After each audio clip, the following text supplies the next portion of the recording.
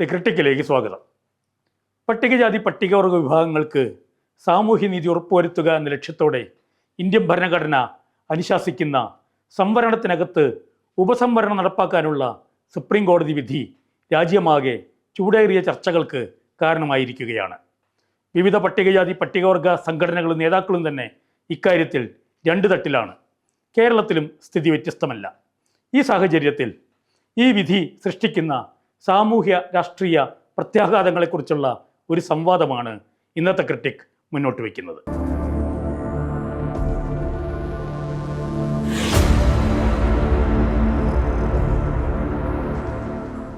ഉപസംവരണത്തെ അനുകൂലിക്കുന്ന ഭീമിഷൻ core committee അംഗം advocate Saji K ചേരമനും ഉപസംവരണത്തെ എതിർക്കുന്ന ആദിവാസി ഗോത്ര മഹാസഭാ നേതാവ് എം ഗീതാനന്ദനുമാണ് ഇന്നത്തെ ഈ സംവാദത്തിൽ പങ്കെടുക്കുന്നത്. ഇരുവർക്കും സ്വാഗതം. ഗീതാനന്ദൻ, എന്തുകൊണ്ടാണ് നിങ്ങൾ ഉപസംവരണത്തെ എതിർക്കുന്നത്? കോടതി വിധിയിലെ ഏത് പോയിന്റിനെയാണ് നിങ്ങൾ ശക്തമായി എതിർക്കുന്നതെന്ന് ഏറ്റവും പ്രധാനപ്പെട്ട പോയിന്റുകൾ ഒന്ന് വിശദീകരിക്കാമോ? ഓഗസ്റ്റ് 1 സുപ്രീം കോടതിയുടെ 7-അംഗ ബെഞ്ച് പുറപ്പെടുവിച്ച വിധി സംവരണത്തെ സംബന്ധിച്ചുള്ള പട്ടികജാതി പട്ടികവർഗ വിഭാഗങ്ങളുടെ സംവരണത്തെ സംബന്ധിച്ചുള്ള എല്ലാ മേഖലയും മാറ്റിമറിക്കുന്നു എന്നുള്ളതാണ് അതിൻ്റെ വലിയൊരു അപകടമായി കാണുന്നത്. ഒരർത്ഥത്തിൽ അതൊരു സർവതല സ്പർശിയാണ്. ഡോക്ടർ അംബേദ്കറിൻ്റെ കാലഘട്ടം മുതൽ ഡെവലപ്പ് ചെയ്ത് വന്ന അതിനോടുള്ള സമീപനം, ഭരണഘടനയിൽ പട്ടികജാതി പട്ടികവർഗ വിഭാഗങ്ങളുടെ സംവരണത്തെ ഉൾക്കൊള്ളാനെടുത്തിരുന്ന അതിൻ്റെ മൊത്തത്തിലുള്ളൊരു ജനാധിപത്യപരമായുള്ള സമീപനം ഭരണഘടനാപരമായി അതിനെ ഉൾക്കൊള്ളാനായി. പ്രത്യേകിച്ചും ആർട്ടിക്കിൾ 341, 342 ഇതിൻ്റെ സാങ്കത്യം, ഇതിലേക്ക് എത്തിച്ചേരുന്നതിൻ്റെ അതിൻ്റെ രാഷ്ട്രീയം, സാമുദായിക രാഷ്ട്രീയം, അല്ലെങ്കിൽ ഒരു സാമൂഹികമായി വേർതിരിക്കപ്പെട്ടവർ രാഷ്ട്രീയമായി വേർതിരിക്കപ്പെടണമെന്നുള്ള ഡോക്ടർ അംബേദ്കറിൻ്റെ വിഷൻ, ഇതിനെല്ലാം അടിമുടി പുനഃപരിശോധിക്കുന്നൊരു വിധിയാണ്. ആ നിലയിൽ ഇപ്പോഴും വിധിയുടെ വിവിധ വശങ്ങൾ ഇന്ത്യയിൽ ചർച്ച ചെയ്യപ്പെട്ടിട്ടുണ്ടോ എന്നുള്ള സംശയമാണ്. ഏതെങ്കിലും ചില ഘടകങ്ങൾ മാത്രം എടുത്തിട്ടൊക്കെയാണ് പലപ്പോഴും ചർച്ച ചെയ്തത്. ഒന്നുകിൽ 341 വിഷയം, അല്ലെങ്കിൽ 342 ബന്ധപ്പെട്ട വിഷയം, അല്ലെങ്കിൽ ഉപസംവരണത്തെ, അല്ലെങ്കിൽ ഇതിന് നീതിയുടെ പക്ഷത്തു നിന്ന് അതിദുർബല വിഭാഗങ്ങളുടെ ഒരു വിഷയത്തിന് ഇതിന് പരിഹാരമാകുന്നു എന്ന് തുടങ്ങി, അല്ലെങ്കിൽ ഒരു പട്ടികജാതി പട്ടികവർഗ വിഭാഗങ്ങളുടെ സംഘടിത ശേഷിയെ ദുർബലപ്പെടുത്തുന്നു എന്ന തരത്തിൽ ഏതെങ്കിലും ഒരു പ്രത്യേക ഘടകങ്ങളെ മാത്രം എടുത്തിട്ടുള്ള സംവാദങ്ങളോ ചർച്ചകളോ രാഷ്ട്രീയ മണ്ഡലത്തിൽ നടന്നിട്ടുള്ളൂ ഇതുവരെ. എനിക്ക് തോന്നുന്നത് അതിനേക്കാൾ ഉപരിയായി ഭരണഘടനയിൽ സംവരണവുമായി ബന്ധപ്പെട്ട് സ്വീകരിച്ചിരുന്ന, സംവരണം എന്ന് പറയുമ്പോൾ പട്ടികജാതി പട്ടികവർഗ വിഭാഗങ്ങളുടെ സംവരണവുമായി ബന്ധപ്പെട്ട മൗലികമായ എല്ലാ ഘടകങ്ങളെയും വിധി റീതിങ്ക് ചെയ്യുകയോ റീവിസിറ്റ് ചെയ്യും, പുനഃപരിശോധിക്കുകയും ചെയ്യുന്നുണ്ട്. അർത്ഥത്തിലൊരു അട്ടിമറിയാണത്. അതിൽ 2-3 ഘടകങ്ങൾ ഞാനൊന്ന് മെൻഷൻ ചെയ്യാം ഒരു ചർച്ചയുടെ സൗകര്യാർത്ഥം. ഒന്നാമത്തെ ഒരു വിഷയം, സംവരണം അല്ലെങ്കിൽ ഒരു പോസിറ്റീവ് ഡിസ്ക്രിമിനേഷൻ അല്ലെങ്കിൽ അഫർമേറ്റീവ് ആക്ഷൻ എന്ന് പറയുന്ന വിഷയത്തെ നമ്മുടെ ഒരു സാമൂഹ്യ ജനാധിപത്യത്തിൽ പരിഗണിക്കുന്നത് ആർട്ടിക്കിൾ 14 അനുസരിച്ച് ഇക്വാലിറ്റി ബിഫോർ ലോ, നിയമത്തിന് മുമ്പിൽ എല്ലാവർക്കും തുല്യ പരിഗണന എന്ന് പറയുന്നത് ഗ്രേഡഡ് ഇൻഇക്വാലിറ്റിയുടെ നമ്മുടെ സൊസൈറ്റിയിൽ അസാധ്യമാണ് എന്നതുകൊണ്ടാണ്. അതുകൊണ്ട് ചില പ്രത്യേക വിഭാഗങ്ങൾക്ക്, സാമൂഹികമായി വേർതിരിക്കപ്പെട്ട വിഭാഗങ്ങൾക്ക് ഒരു ഇൻക്ലൂസീവ് അപ്രോച്ച് നൽകി അവർക്ക് ജനാധിപത്യ രാഷ്ട്രീയ വ്യവസ്ഥയിൽ എൻട്രി നേടാൻ പറ്റുന്ന ഒരു സംവിധാനമായാണ് സംവരണത്തെ കാണുന്നത്. അതിൻ്റെ ഡീറ്റെയിൽസിലേക്ക് പല രീതിയിൽ വേണമെങ്കിൽ പോകാം. മൗലികമായും ഈ പറയുന്ന സുപ്രീം കോടതിയുടെ വിധി, പ്രത്യേകിച്ചും അതിൻ്റെ പ്രധാനപ്പെട്ട ഒരു വക്താവ് ചീഫ് ജസ്റ്റിസ് DY ചന്ദ്രചൂഡിൻ്റെ സമീപനമാണ്, അദ്ദേഹത്തിൻ്റെ വിധിയിലാണ് ഇതെല്ലാം തന്നെ കൈകാര്യം ചെയ്യുന്നതെന്നാണ് എൻ്റെ പക്ഷം. അത് മുഴുവൻ തന്നെ അട്ടിമറിച്ചോ അല്ലെ റീതിങ്ക് ചെയ്തിട്ട് സംവരണം എന്ന് പറയുന്നത് വേറൊരു തരത്തിൽ ഒരു ജസ്റ്റിസ് ഡെലിവറി സിസ്റ്റം പോലെ, പ്രത്യേകിച്ചും DY ചന്ദ്രചൂഡിൻ്റെയൊക്കെ അടിസ്ഥാന സമീപനം ഒരു പകുതി ഒരു ഫ്യൂഡലിസ്റ്റ് സമീപനവും ഒപ്പം തന്നെ അത് മറച്ചു വെക്കാനുള്ള ഒരു ലിബറൽ സമീപനമുള്ള ഒരു ജഡ്ജാണ് അദ്ദേഹം എന്നുള്ള നിലയിൽ പല കോടതി വിധികളിലൂടെയും തെളിയിക്കപ്പെട്ടതാണ്. അതിപ്പോൾ നമ്മുടെ ഒരു വിഷയമല്ല. പക്ഷേ അങ്ങനെ ഒരു സമീപനത്തിൽ ദുർബല വിഭാഗങ്ങൾക്ക് നൽകുക, SC/ST വിഭാഗങ്ങൾക്ക് നൽകുന്ന സംവരണം എന്ന് പറയുന്ന ഒരു കേക്കിനെ ആ കമ്മ്യൂണിറ്റിയിൽപ്പെട്ട ആളുകൾ തുല്യമായി അല്ലെങ്കിൽ നീതിപൂർവം വീതം വെച്ചെടുക്കാത്തതാണ് പ്രശ്നം എന്നുള്ള നിലയിൽ കാര്യത്തെ അവതരിപ്പിക്കുന്നു എന്നുള്ളതാണ് ഇതിൻ്റെ ഒന്നാമത്തെ ഒരു അട്ടിമറി. അത് ആ അർത്ഥത്തിൽ ഐഡിയോളജിക്കലി അല്ലെങ്കിൽ പ്രത്യശാസ്ത്രപരമായി തന്നെ കോൺസ്റ്റിറ്റ്യൂഷൻ പ്രദാനം ചെയ്യുന്ന ഒരു സാമൂഹ്യ ജനാധിപത്യത്തിൻ്റെ വീക്ഷണവും DY ചന്ദ്രചൂഡിൻ്റെ സുപ്രീം കോടതിയുടെ ഭൂരിപക്ഷ വിധിയിൽ അടങ്ങിയിരിക്കും. പ്രത്യേകിച്ച് അദ്ദേഹത്തിൻ്റെ വിധിയുടെ മൗലികമായ സമീപനം തമ്മിൽ വലിയ അന്തരമുണ്ട്. ഞങ്ങൾ നൽകുന്ന സംവരണത്തിൻ്റെ കേക്ക് കൃത്യമായി നിങ്ങൾ വീതം വെക്കാത്തതാണ് എന്ന നിലയിൽ ആണത് മുഴുവൻ കൈകാര്യം ചെയ്യപ്പെടുന്നത്. അതുകൊണ്ട് ഇദ്ദേഹത്തിൻ്റെ വാദഗതികൾ ചില കാര്യങ്ങൾ ഇങ്ങോട്ട് മുന്നോട്ട് വെക്കുന്നുണ്ട്. പ്രധാനമായിട്ടൊന്ന്, ഈ 341 342 ഡിഫൈൻ ചെയ്യുന്ന കോൺസ്റ്റിറ്റ്യൂഷൻ സംഭവത്തെ ഒരു ഡീംഡ് ഫിക്ഷൻ എന്ന് പറയുന്ന ഒരു സംജ്ഞ ഇദ്ദേഹം പ്രയോഗിക്കുന്നുണ്ട്. അതിനെ ഒരർത്ഥത്തിൽ അത് കോൺസ്റ്റിറ്റ്യൂഷൻ്റെ ആകത്തുകയും ഡോക്ടർ അംബേദ്കറിൻ്റെ വിഷനെല്ലാം തന്നെ വളരെ അങ്ങേയറ്റം കളിയാക്കുന്നൊരു സംഭവമായിട്ട് വേണം അതിനെ കാണാൻ. ഇതൊരു സാങ്കല്പികമായ മിത്താണെന്നുള്ള നിലയിലാണ് അവതരിപ്പിക്കുന്നത് ഈ വിഷയം സാധിച്ചെടുക്കാനായി. അതുകൊണ്ട് ഈ ഡീംഡ് ഫിക്ഷൻ എന്ന് പറയുന്ന സംഭവം തന്നെയാണ് ആദ്യം തന്നെ അട്ടിപ്പൊളിക്കേണ്ടതെന്ന് അദ്ദേഹം തീരുമാനിക്കുകയാണ്. ഫിക്ഷനിലാണത്. അത് റിയാലിറ്റി, ഇന്ത്യൻ റിയാലിറ്റി ആയിട്ടും സംവരണത്തിൻ്റെ ഒരു കൊടുക്കൽ വാങ്ങൽ രീതിയുമായി ബന്ധപ്പെട്ട് അതിനങ്ങനെ ഒരു വലിയൊരു സാങ്ക്ടിറ്റി ഒന്നും കൽപ്പിക്കേണ്ടതില്ല. അതുകൊണ്ടത് പുനഃപരിശോധിക്കപ്പെടണം. അതിൽ നിന്ന് അദ്ദേഹത്തിൽ ചേരുന്ന പ്രധാനപ്പെട്ട ഒരു നിഗമനം, ഈ 341 341 എന്ന് പറയുന്ന 2 വകുപ്പുകളും ഒരു ലിമിറ്റിംഗ് ഫാക്ടറാണ്. അതായത് ആർട്ടിക്കിൾ 16(4) അനുസരിച്ച് പൗരന്മാർക്ക് മതിയായ പ്രാതിനിധ്യമില്ലാത്തത് ഉറപ്പുവരുത്താൻ നൽകിയിരുന്ന ഭരണഘടനാ വകുപ്പ് നടപ്പാക്കുന്നതിന് ഈ വകുപ്പ് തടസ്സമാണ്, വിഘാതമാണ് എന്ന് പറയുന്ന ആണ് അദ്ദേഹത്തിൻ്റെ ഒന്നാമത്തെ ഒരു പോയിന്റ്. ഇവിടെ നമുക്ക് എക്സാമിൻ ചെയ്യേണ്ട ഒരു വിഷയം അതോ 2 ഭരണഘടനാ വകുപ്പുകൾ തമ്മിൽ അങ്ങനെ എന്തെങ്കിലും ഒരു പൊരുത്തക്കേടുണ്ടോ? ഭരണഘടനാ നിർമ്മാണ അസംബ്ലിയിൽ അങ്ങനെ എന്തെങ്കിലും വിഷയം ചർച്ച ചെയ്തിട്ടുണ്ടോ? യഥാർത്ഥത്തിൽ അങ്ങനെ ഉണ്ടോ എന്നതാണ് ഒന്ന് എക്സാമിൻ ചെയ്യുന്നത്. അപ്പോൾ ഒരു ലിമിറ്റിംഗ് ഫാക്ടർ ഉണ്ട്, അതുകൊണ്ട് മറികടക്കണം എന്നുള്ളതാണ് ഒന്നാമത്തത്. രണ്ടാമത്തെ പ്രധാനപ്പെട്ട അദ്ദേഹത്തിൻ്റെ നിഗമനം ഈ അൺഈക്വാലിറ്റി ഉണ്ടെന്നാണ്. Substantive unequality among SC/ST communities. പട്ടികജാതി പട്ടികവർഗ വിഭാഗങ്ങളുടെ ഇടയിൽ അതുല്യമായൊരു സ്ഥിതിവിശേഷം നിലനിൽക്കുന്നു. ഈ തിയറി എന്ന് പറയുന്നത് തന്നെ ഭയങ്കര അസംബന്ധമായ അർത്ഥത്തിൽ ജാതി സമൂഹത്തിൻ്റെ അസമത്വത്തിൻ്റെ അടിസ്ഥാന സ്വഭാവമാണ്. പട്ടികജാതി പട്ടികവർഗ വിഭാഗങ്ങളിലും അസമത്വം ഉണ്ടാവും അൺടിൽ കാസ്റ്റ് പേഴ്സിസ്റ്റ്. ജാതി നിലനിൽക്കുന്നിടത്തോളം ഈ അസമത്വം ഉണ്ടാകും. അവിടെ ജാതി നിലക്കുന്ന സമൂഹങ്ങളിൽ അൺഈക്വൽ ആയതുകൊണ്ട് തന്നെ പട്ടികവർഗ വിഭാഗങ്ങളുടെ ഇടയിലും ഇന്നീക്വാലിറ്റി ഉണ്ട്. അത് നമുക്ക് പരിശോധിക്കണം. അതുകൊണ്ട് ആ വിഷയം പരിഹരിക്കാനും കൂടിയാണ് ഈ ഡീംഡ് ഫിക്ഷൻ എന്ന് പറയുന്ന 341(52) എന്ന് പറയുന്നതിൻ്റെ ഒരു സാങ്കത്യത്തെ ചോദ്യം ചെയ്യേണ്ടത് എന്നാണ് പറയുന്നത്.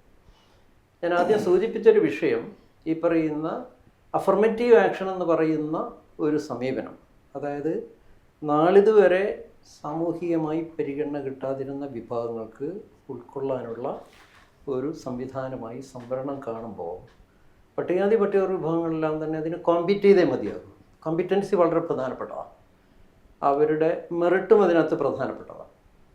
ആർട്ടിക്കിൾ 335 ഒക്കെ അനുസരിച്ച് ഭരണഘടന നിർവചിക്കണം. അവർ കഴിവില്ലാത്ത ആളുകൾക്ക് ചുമ്മാ വീതം വെച്ച് കൊടുക്കുന്ന സാധനമൊന്നും അല്ല സംവരണം. ആരുടെ ഔദാര്യം കൊണ്ട് കിട്ടുന്നതല്ല. കൃത്യമായ വിദ്യാഭ്യാസ യോഗ്യതയുടെ അടിസ്ഥാനത്തിൽ ആളുകൾ മത്സരിച്ച് വിദ്യാഭ്യാസ യോഗ്യത നേടി മത്സര പരീക്ഷ എഴുതി അതിന് കോമ്പിറ്റൻ്റ് ആണോ. പക്ഷേ സോഷ്യലി ഡിസേബിൾഡായ ചില വിഭാഗങ്ങൾക്ക് അങ്ങനെ കോമ്പീറ്റ് ചെയ്യാനുള്ള ശേഷി ഉണ്ടായാലും അവസരങ്ങൾ കിട്ടാത്തൊരു സാമൂഹ്യ സാഹചര്യം ഇന്ത്യയിലുള്ളത് കൊണ്ട് ആണ് സംവരണം. അല്ലാതെ ഒരു ഔദാര്യത്തിൻ്റെ പേരിൽ കൊടുക്കുന്ന, അതായത് കുറേ പേര് അൺഈക്വാലിറ്റി ഉള്ളത് കൊണ്ട് അത് ആളുകൾക്ക് ദുർബലന്മാർക്ക് വീതം വെച്ച് കൊടുക്കുന്ന ഒരു കേക്ക് മുറിക്കുന്നൊരു വിഷയമല്ല. അങ്ങനെ കേക്ക് മുറിക്കുന്ന ലെവലിലേക്ക് അഫർമേറ്റീവ് ആക്ഷൻ്റെ തത്വം മാറ്റി ഇദ്ദേഹത്തിൻ്റെ ഒരു വിഷൻ തന്നെ ജാതികൾ, ഉപജാതികൾ ഇവയ്ക്കെല്ലാം തന്നെ നൽകുന്നതിന് ഈ പറയുന്ന SC/ST ലിസ്റ്റിനെ വിഭജിക്കണം. ഈ ലിസ്റ്റ് നിലനിൽക്കുന്നതാണ് ഇവർക്ക് ഇക്വാലിറ്റി കിട്ടാത്തതെന്നുള്ളൊരു സിദ്ധാന്തമാണ് അവതരിപ്പിക്കുന്നത്. ഈ സിദ്ധാന്തം അസംബന്ധമാണെന്ന് പറയാൻ കാരണം അതിന് ഏറ്റവും നല്ലത് നമുക്ക് ഡോക്ടർ അംബേദ്കറിൻ്റെ കൃതികളിലേക്കും സോഷ്യോളജിക്കൽ, ആന്ത്രപ്പോളജിക്കൽ, പൊളിറ്റിക്കൽ ആയിട്ടുള്ള സ്റ്റഡീസിലേക്ക് പോകുക എന്നുള്ളതാണ്. അപ്പോൾ ഇന്ത്യയെ സംബന്ധിച്ചിടത്തോളം ഇന്ന് ഡിപ്രസ് ക്ലാസിൻ്റെ സോഷ്യോളജിയെ അഗാധമായി പഠിച്ച ഡോക്ടർ അംബേദ്കർ വല്ലാതെ വേറെ ആരുണ്ട്?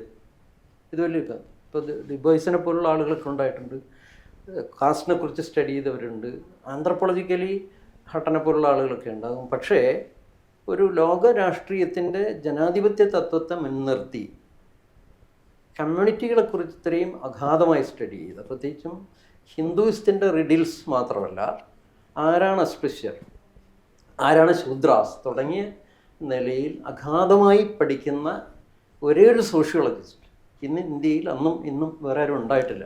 ഒരു പോയിന്റ് അപ്പുറം അവസാനിപ്പിക്കാം. അപ്പോൾ അംബേദ്കറിൻ്റെ വിഷനുകളും പഠനങ്ങളെയും പരിഗണിക്കാതെ തൻ്റെ ഉപജാതി സിദ്ധാന്തത്തെ സ്ഥാപിക്കാൻ D.Y. ചന്ദ്രയോട് കണ്ടെത്തിയിരിക്കുന്നത് വളരെ ഡെപ്തില്ലാത്ത, ഒരു രീതിയിലും സാമൂഹികമായി അക്കാഡമിക് യോഗ്യതയില്ലാത്ത ഒരു 3-4 പ്രബന്ധങ്ങളെയാണ്. അതിൽ 2 ഗുജറാത്തിൽ നിന്നും, ഒരാൾ ആന്ധ്രയിൽ നിന്നും, ഒരെണ്ണം തമിഴ്നാട് നിന്നും. അപ്പോൾ പല ബുദ്ധിജീവികളും, പ്രത്യേകിച്ചും തോറാട്ടിനെ പോലുള്ള ആളുകളൊക്കെ തന്നെ ഇക്കാര്യം ആ ആംഗിളിലാണ് ചൂണ്ടിക്കാണിക്കുന്നത്.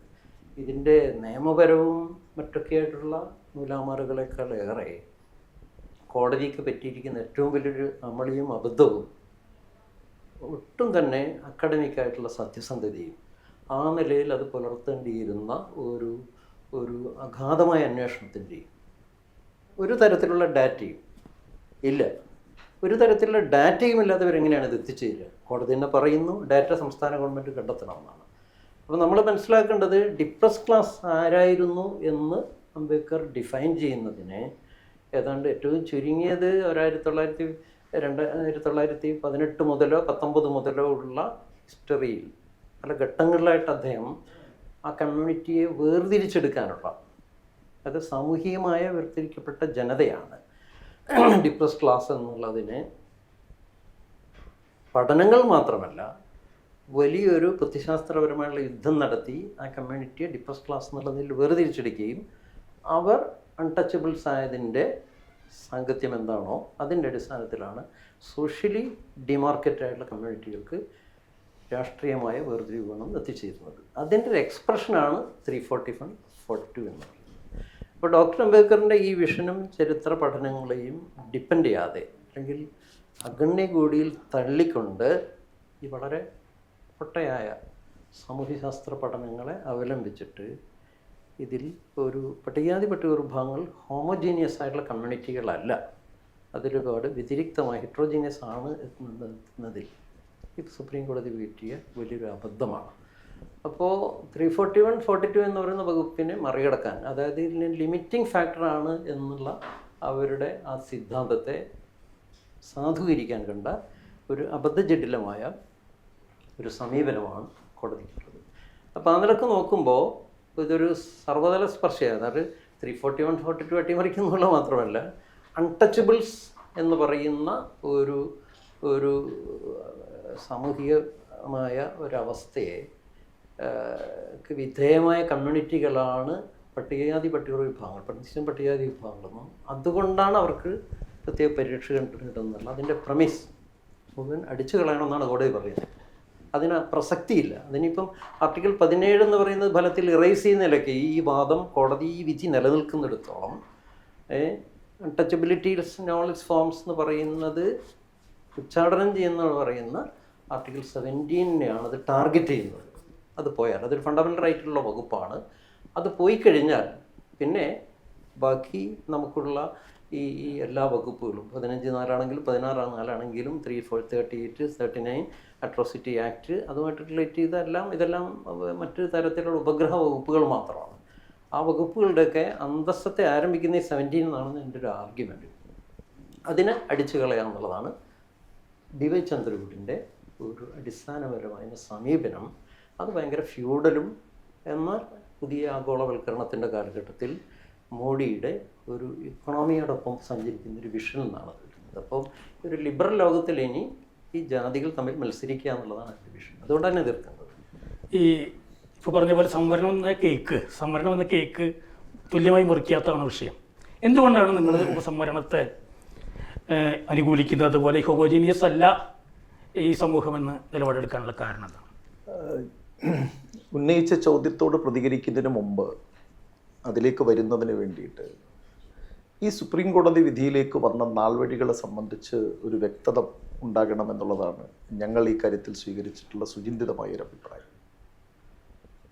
1975 പഞ്ചാബ് സംസ്ഥാനത്ത് ഏകദേശം 25% പട്ടികജാതി സംവരണം നിലനിൽക്കുന്ന ഒരു സ്റ്റേറ്റാണ് പഞ്ചാബ്. ആ പഞ്ചാബിൽ 1975 ഒരു ഗവൺമെൻറ് സർക്കുലറുണ്ട്, ഒരു ഗവൺമെൻറ് നോട്ടിഫിക്കേഷനുണ്ട്. ആ ഗവൺമെൻറ് നോട്ടിഫിക്കേഷൻ പ്രകാരം പഞ്ചാബിലെ 25% പട്ടികജാതി സംവരണത്തിലെ 50%, അതായത് 12% മുൻഗണന പ്രിഫറൻസ് അവിടുത്തെ 2 സമുദായങ്ങൾക്കായിട്ട് നൽകി, വാത്മീകി കമ്മ്യൂണിറ്റിക്കും മസാബി സിക്കിനുമായിട്ട്. ഈ 2 വിഭാഗങ്ങളും പഞ്ചാബിലെ പട്ടികജാതി ജനസംഖ്യയുടെ 43% വരുന്നൊരു വിഭാഗമാണ്. അത് 75 മുതൽ പഞ്ചാബിൽ നിലവിലുണ്ട്.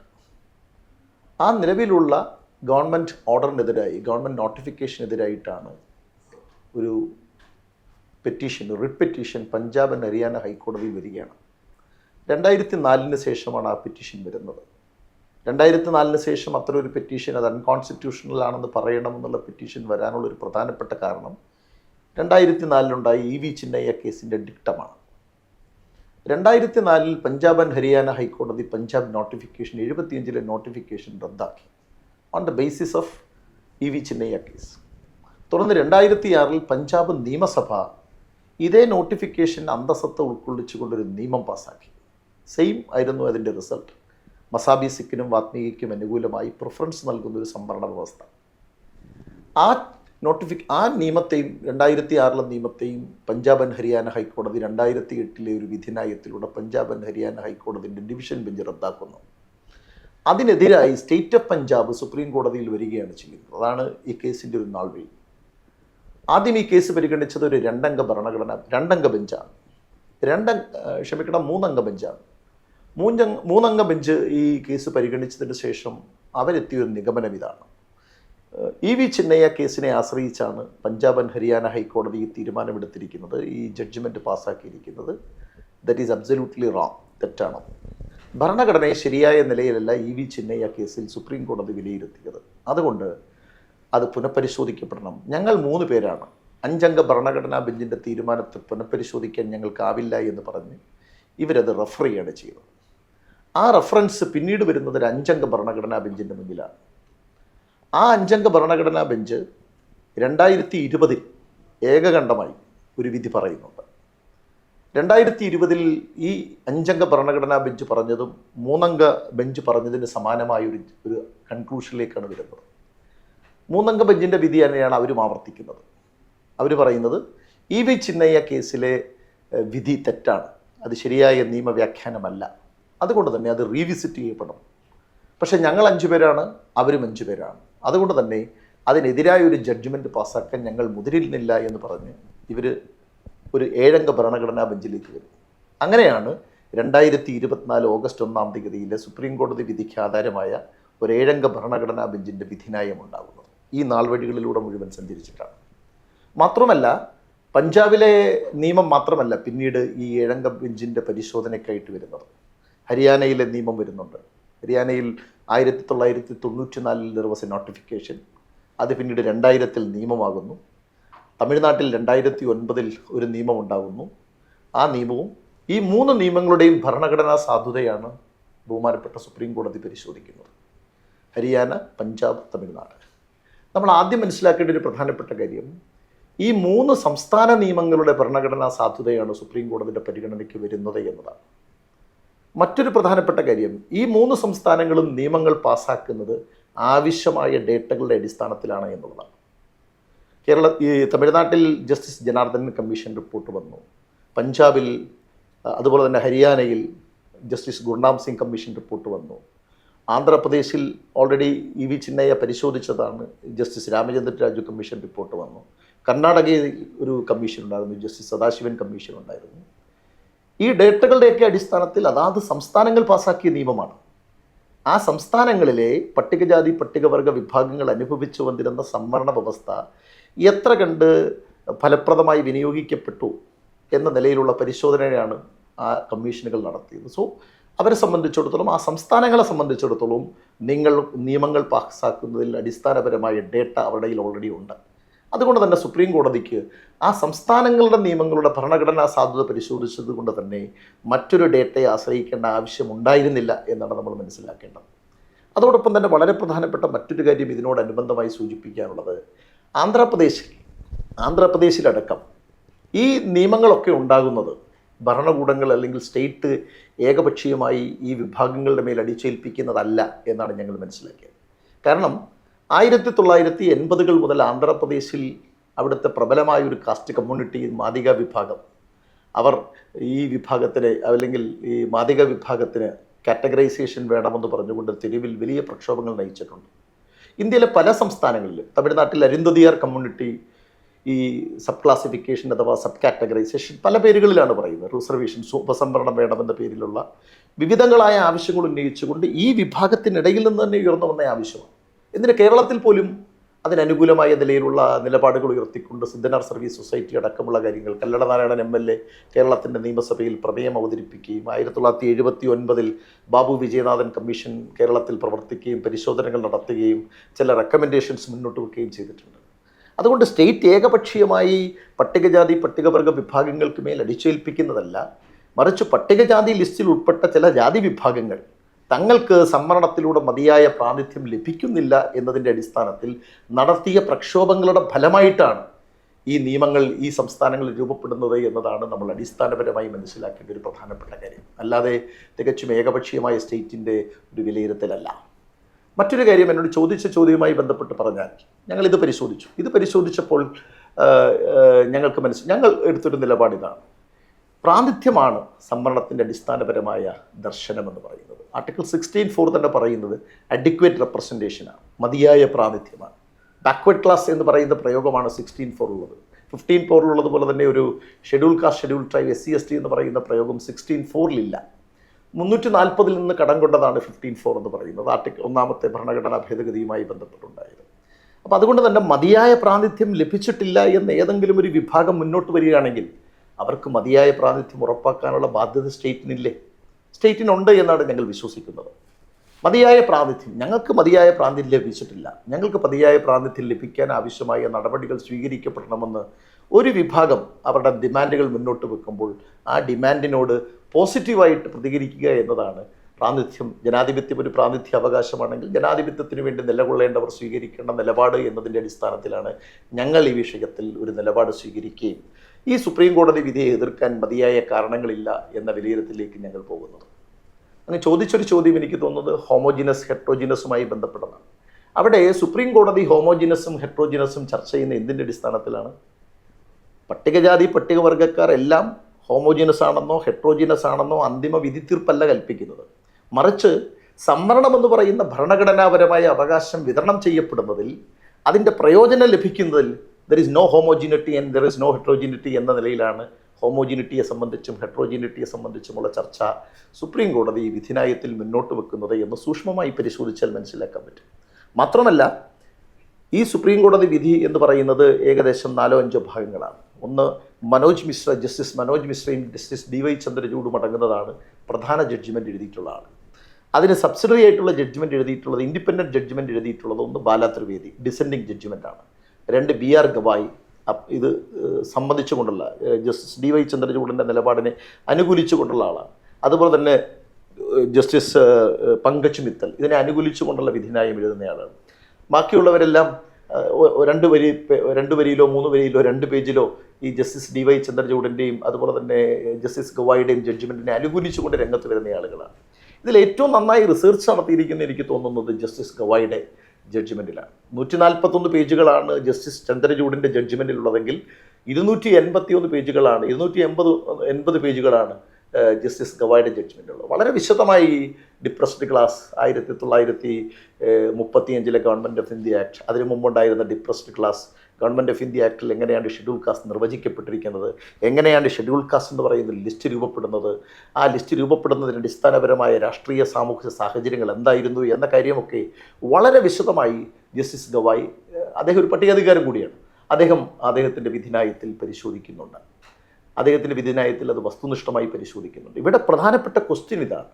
ഒന്ന്, ഈ പറയുന്ന ജസ്റ്റിസ് ജനാർദ്ദനൻ കമ്മീഷൻ റിപ്പോർട്ട് തമിഴ്നാട്ടിലും, ആന്ധ്രാപ്രദേശിൽ ജസ്റ്റിസ് രാമചന്ദ്ര രാജു കമ്മീഷൻ റിപ്പോർട്ടും, കർണാടകത്തിൽ ജസ്റ്റിസ് സദാശിവൻ കമ്മീഷനും ജസ്റ്റിസ് ഗുർനാം സിംഗ് കമ്മീഷനും അടക്കമുള്ള വളരെ വസ്തുനിഷ്ഠമായി സംസ്ഥാനങ്ങളിലെ സംവരണത്തിൻ്റെ വിതരണത്തെ സംബന്ധിച്ച് പരിശോധിച്ച, കേരളത്തിൽ ഞാൻ പറഞ്ഞ പോലെ ബാബു വിജയനാഥൻ കമ്മീഷൻ ഉൾപ്പെടെയുള്ള ഈ കമ്മീഷനുകൾ, ഈ ലീഗൽ കമ്മീഷനുകൾ പരിശോധിച്ച ഫാക്ട്സ് ആൻഡ് ഫിഗേഴ്സ് നമ്മുടെ മുന്നിലുണ്ട്.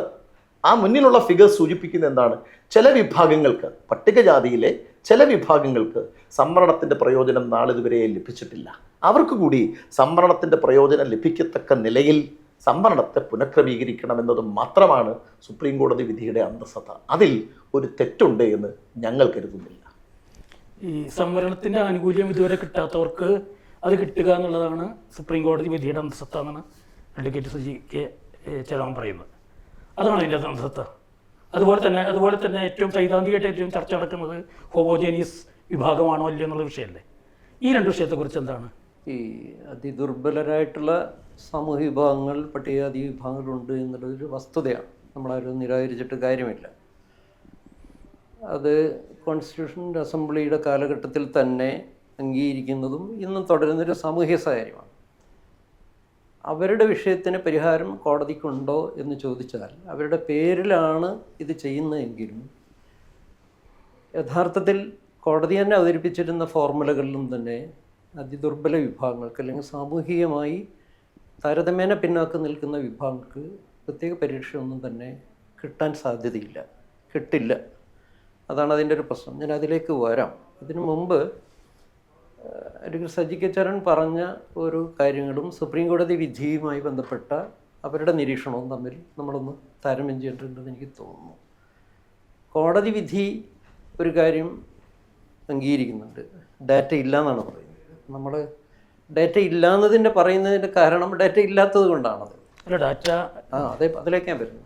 40 വർഷം മുമ്പ് നടത്തിയിരുന്ന ആ പഠനങ്ങളൊന്നും തന്നെ ഇന്ന് ഒരു തരത്തിലുള്ള കാലിക പ്രസക്തിയില്ല. തമിഴ്നാട്ടിലെ ജനാർദ്ദൻ കമ്മീഷൻ, ഇന്നിപ്പോൾ ജനാർദ്ദൻ കമ്മീഷൻ റിപ്പോർട്ടിൻ്റെ കണ്ടൻറ്റും ഇന്നത്തെ സാമൂഹ്യ സാഹചര്യം തമ്മിൽ എന്തെങ്കിലും ബന്ധമുണ്ടോ എന്ന് പരിശോധിച്ചാൽ, ഇനി വേണ്ട മറ്റു രീതിയിലും പരിശോധിക്കേണ്ടതാണ്. ഈ പ്രത്യേക കോട്ട നൽകിയിട്ട് 9ാം പട്ടികയിൽ ഉൾപ്പെടുത്തി നൽകിയിരിക്കുന്ന ആ നിയമനിർമ്മാണം കൊണ്ട് തമിഴ്നാട്ടിലെ അരുന്ധതിയർ കമ്മ്യൂണിറ്റിക്ക് എന്തെങ്കിലും 16 ഗുണം കിട്ടിയിട്ടുണ്ടോ? ഇതെല്ലാം എക്സാമിൻ ചെയ്യേണ്ടതാണ്. കോടതി ഇത് പരിശോധിച്ചിട്ടുണ്ടോ? 93 അതിനുള്ള ഇനീഷ്യേറ്റീവ് തുടങ്ങി നമ്മൾ മനസ്സിലാക്കണം. 2009 ഒരു സമഗ്രമായ ആക്റ്റായിട്ട് പിന്നെയും വരുന്നത്, റീഡിഫൈൻ ചെയ്യുന്നത് മാത്രമാണ്. എനിവേ, കഴിഞ്ഞിട്ട് 30 വർഷം കഴിഞ്ഞു.